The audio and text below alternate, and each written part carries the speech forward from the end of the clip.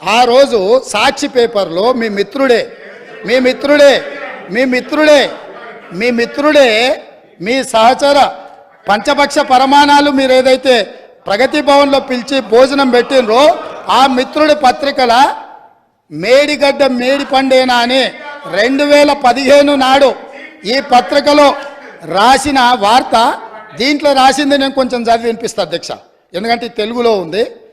కాళేశ్వరం దిగువ నుంచి నీటి మళ్లింపు ఆర్థిక భారం అంటున్న నిపుణులు. ప్రభుత్వ ప్రణాళిక ప్రకారం ఎల్లంపల్లి వరకు వచ్చే ఖర్చులు 14,000 కోట్లు. దీంట్లో అధ్యక్ష నేను నివేదికలు చదువుతున్నా అధ్యక్ష. ప్రస్తుతం ప్రతిపాదిస్తున్నట్టుగా కాళేశ్వరం దిగువన మేడిగడ్డ నుంచి నీటిని మళ్లించే ప్రక్రియ పర్యావరణ పరంగా, ఆర్థికంగా, నిర్వహణ పరంగా ఏమాత్రం మంచిది కాదని ఇన్స్టిట్యూట్ ఆఫ్ ఇంజనీర్స్ తేల్చి చెబుతుండడము ఇప్పుడు కొత్త చర్చకు తెరలేపింది. అదేవిధంగా అధ్యక్ష ఇంకో పదం కూడా చెప్పారు.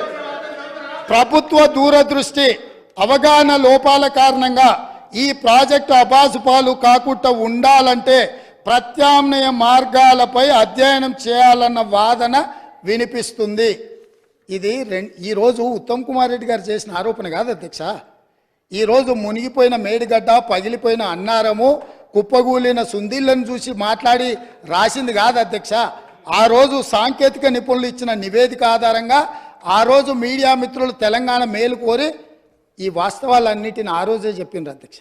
వీటన్నిటిని పెడచెవిన పెట్టి దాచుకోవాలన్న ఆలోచనతోని, తెలంగాణ ఖజానాను కొల్లగొట్టాలన్న ఆలోచనతోటి ఈరోజు ఇంత దుర్మార్గానికి ఒడిగట్టి ఈరోజు ఈ రకంగా ఇక్కడికి వచ్చి మా వెంకన్న మాట్లాడితే వెంకన్న మీద దాడి, మా భట్టి గారు మాట్లాడితే వారి మీద దాడి, మంత్రి గారిని అసలు సహించలేకపోతున్నాడు. ఎందుకు అధ్యక్ష? నేను ఒకటే అడుగుతున్నా అధ్యక్ష, ఈ కాళేశ్వరం ప్రాజెక్ట్ అనేది తెలంగాణకు వరప్రదాయిని కాదు అధ్యక్ష, వీళ్ళ పుణ్యమా అని కాళేశ్వరం ప్రాజెక్టు తెలంగాణ సమాజానికి ఒక కలంకంగా మారింది అధ్యక్ష. ఇవాళ ఈ కలంకాన్ని నిలువెత్తు ఆధారాలు అక్కడ ఉంటే పక్కున పగిలిపోయి, రెండుగా చీలిపోయి, నేలకు కుంగిపోయి, నిటారుగాడపోయి నిలబడితే సిగ్గుతో తెలంగాణ సమాజం తల వంచుకొని పరిస్థితులు కల్పించిన వాళ్ళు ఇంకా నిస్సిగ్గుగా సభలో నిలబడి మమ్మల్ని ప్రశ్నిస్తారా అధ్యక్ష?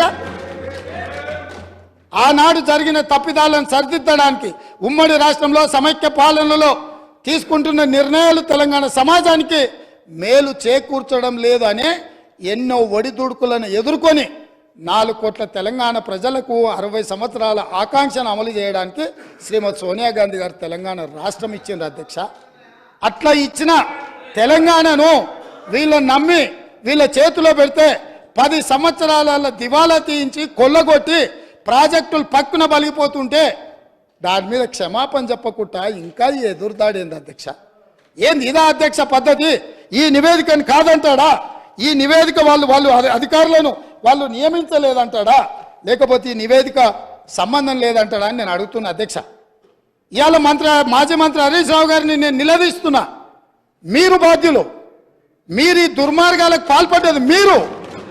మిమ్మల్ని ఎందుకు 2014 నుంచి 18 వరకు మిమ్మల్ని చంద్రశేఖరరావు గారు మంత్రిగా కొనసాగించి 18లో ఎందుకు మిమ్మల్ని మంత్రిగా బర్తరఫ్ చేసిండని నేను అడుగుతున్నా.